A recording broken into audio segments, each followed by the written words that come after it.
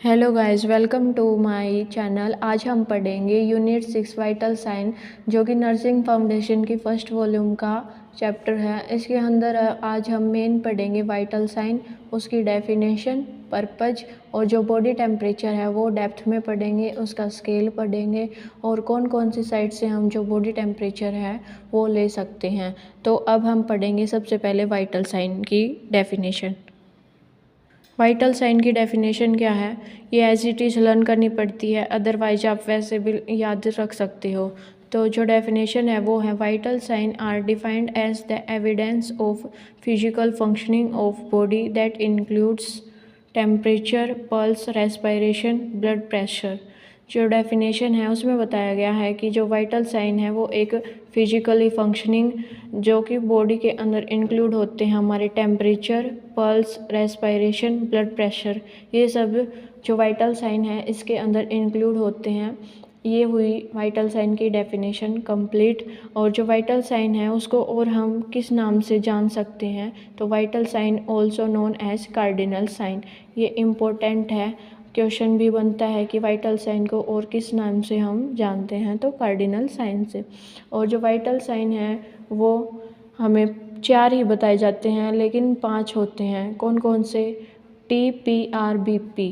T का मतलब होता है टेम्परेचर, पी का मतलब होता है पल्स, आर का मतलब होता है रेस्पिरेशन रेट और बी का मतलब होता है ब्लड प्रेशर और लास्ट और फाइनल 5th पेन, जो कि मोस्ट इम्पोर्टेंट है और नोट सेट के एग्जाम में पूछा जाता है कि जो 5th वाइटल साइन है वो क्या होता है, तो पेन है वो 5th वाइटल साइन है, मोस्ट इम्पोर्टेंट है ये। अब बात आई वाइटल साइन के पर्पज की। वाइटल साइन के पर्पज क्या क्या होते हैं? वाइटल साइन के पर्पज होते हैं, जो फर्स्ट पॉइंट है इसमें बताया गया है, जो वाइटल ऑर्गन होते हैं वो नॉर्मल फंक्शंस करते हैं, एसेस करते हैं। ये था फर्स्ट पॉइंट। सेकंड पॉइंट में क्या बताया गया है, to determine change in client status. जो क्लाइंट का स्टेटस है उसको चेंज करने में हेल्प करते हैं। नेक्स्ट पॉइंट है, नेक्स्ट पॉइंट में बताया गया है कि जो भी डिजीज होती है उसको डायग्नोस करने में जो वाइटल साइन है वो अपनी हेल्प करता है। नेक्स्ट पॉइंट है, नेक्स्ट पॉइंट में बताया गया है ये फिजिशियन को प्रिस्क्राइब करने के लिए जो राइट ट्रीटमेंट है उसमें भी हेल्प करते हैं वाइटल साइन के पर्पज। ये थे कुछ एक पर्पज ऑफ वाइटल साइन। अब हम पढ़ेंगे जो वाइटल साइन है उसकी नॉर्मल वैल्यू क्या क्या होती हैं। जो वाइटल साइन है इसकी जो नॉर्मल वैल्यू क्या क्या होते हैं, तो टेम्परेचर है वो 98.6 डिग्री फ़ारेनहाइट देखने को मिलता है। इससे कम ज़्यादा होगा तो ऑब्वियस सी बात है कि हमें फीवर देखने को मिलेगा। और सेल्सियस में हम इसको 37 डिग्री सेल्सियस मेजर करते हैं, नॉर्मल वैल्यू ये होती है। अदरवाइज हमें कम ज़्यादा हो गया तो फीवर मिलेगा। अब सेकंड है पल्स। पल्स कितनी होती है normal? 72 beats per minute. Third है रेस्पिरेशन। रेस्पिरेशन कितनी होती है? 16 ब्रीथ्स पर मिनट। फोर्थ है ब्लड प्रेशर। ब्लड प्रेशर कितना देखने को मिलता है normal? 120/80 mm of Hg। 120/80 mm of Hg होता है, तो 120 होता है वो सिस्टोलिक देखने को मिलता है और जो 80 है ये डायस्टोलिक देखने को मिलता है। अब बात आई सिस्टोलिक और डायस्टोलिक क्या होता है।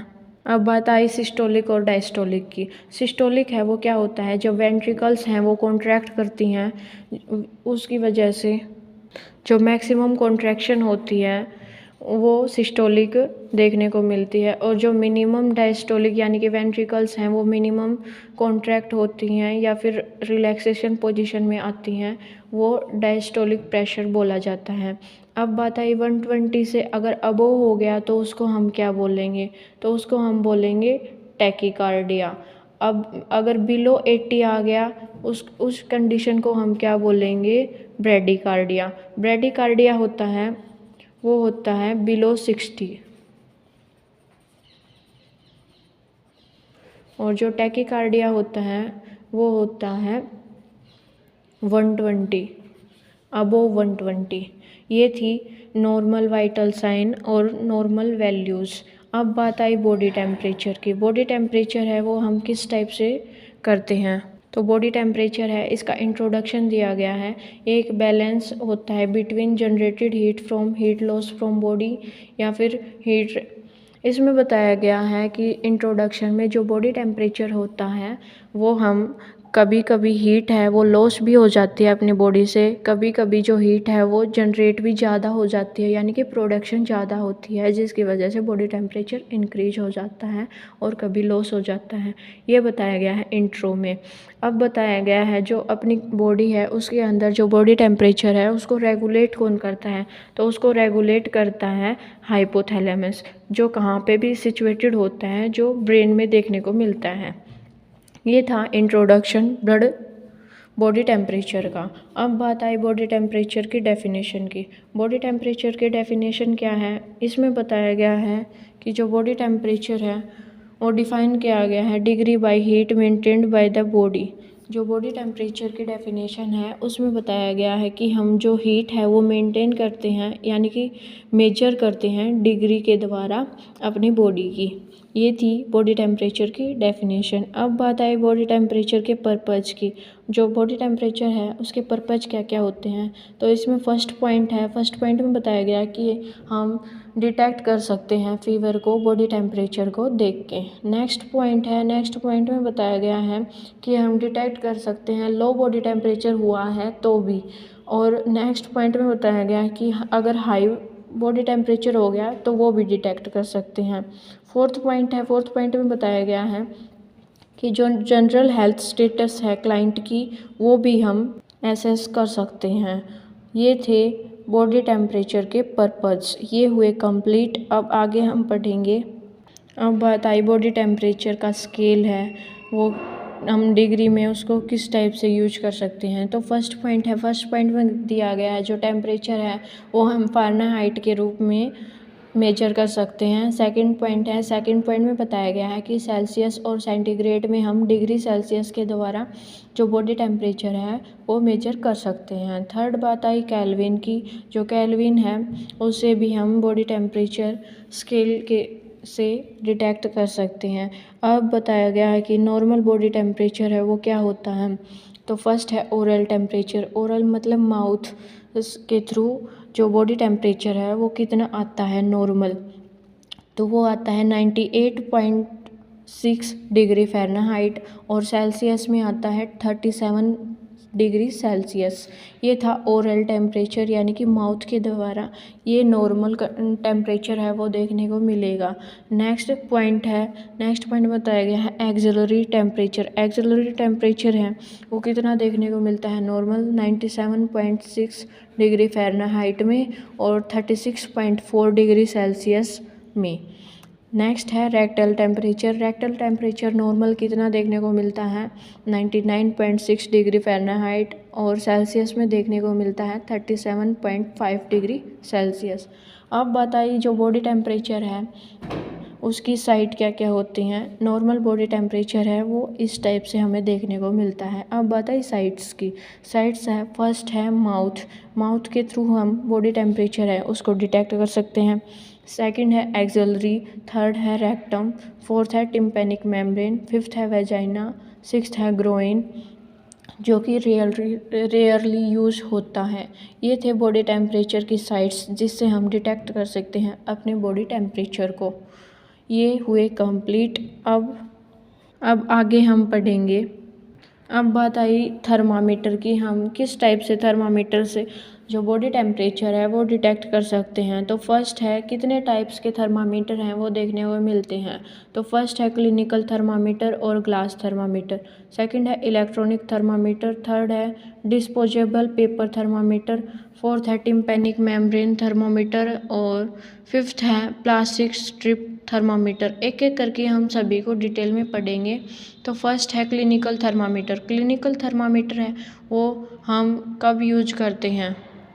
जो क्लिनिकल थर्मोमीटर है इसमें क्या देखने को मिलता है, इसमें नीचे एक बल्ब देखने को मिलता है, उसके थ्रू एक स्टेम है वो अटैच होती है अंदर की तरफ, और जो बल्ब होता है उसके अंदर मरकरी होता है। स्टेम के साथ में ही जो स्केल है यानी कि जो डिग्री हैं वो देखने को मिलती हैं, और जब मरकरी है वो इंक्रीज होगा तो स्टेम है उसमें जो मेजरमेंट है वो हम कर सकते हैं और जिसके थ्रू हम पता लगा सकते हैं बॉडी टेम्परेचर का। ये था क्लिनिकल थर्मामीटर में। जो क्लिनिकल थर्मामीटर है इसमें ओरली जो थर्मामीटर है वो यूज होता है, वहाँ पे लॉन्ग सिलेंडर देखने को मिलता है। और जो ओरली थर्मामीटर है उसी को क्लिनिकल थर्मामीटर है उसी को हम एक्सिलरी में भी यूज कर सकते हैं, लेकिन जो रेक्टल में क्लिनिकल थर्मामीटर यूज होता है उसको हम ओरली में यूज नहीं कर सकते। और जो ओरली का होता है उसका लॉन्ग सिलेंडर देखने को मिलता है। ये मोस्ट इम्पोर्टेंट बात थी इसमें। अब पार्ट ये हुआ कंप्लीट क्लिनिकल थर्मामीटर। सेकंड है इलेक्ट्रॉनिक थर्मामीटर। इलेक्ट्रॉनिक थर्मामीटर है, इसमें क्या देखने को मिलता है, ये एक इलेक्ट्रॉनिक थर्मामीटर है जिसके थ्रू हम जल्दी से 10 सेकंड के अंदर डिटेक्ट कर सकते हैं टेम्परेचर को, और ये मोस्ट कॉमन यूज में आता है और ये जल्दी रीडिंग देता है और एक्यूरेट रीडिंग देता है। अब थर्ड टाइप है, थर्ड टाइप में disposal paper thermometer. Disposable paper thermometer है वो हम किस टाइप से करते हैं, इसके अंदर जो एंड होता है वहाँ पे सेंसर देखने को मिलता है जो कि मेजर करता है टेम्परेचर को। ये इस टाइप से हमें देखने को मिलता है डिस्पोजेबल पेपर थर्मामीटर। फोर्थ बात आई टाइप की tympanic membrane thermometer. Tympanic membrane thermometer है ये हम ईयर में यूज करते हैं और ये 2 सेकंड्स में ही जो बॉडी टेम्परेचर है वो हमें दिखाता है। जो टिम्पेनिक मेम्ब्रेन थर्मामीटर है ये हम नॉर्मली जो 2 मंथ का बेबी होता है या फिर वेरी यंग चिल्ड्रन देखने को मिलता है उनके अंदर हम इसको यूज करके 2 सेकंड्स के अंदर एक्यूरेट रीडिंग है वो डिटेक्ट कर सकते हैं। अब फिफ्थ बात आई plastic strip thermometer. Plastic strip thermometer में क्या है, जो प्लास्टिक स्ट्रिप थर्मामीटर है ये हम फोरहेड पे यूज करते हैं और ये जो कलर है वो शो करेगी प्लास्टिक स्ट्रिप थर्मामीटर, जिससे हम डिटेक्ट करेंगे बॉडी टेम्परेचर को। अदरवाइज हम उसको रिमूव कर देंगे और फोरहेड पे हम यूज करके प्लास्टिक स्ट्रिप थर्मामीटर से लगा के पता कर सकते हैं कि बॉडी टेम्परेचर है वो कितना है स्ट्रिप के थ्रू।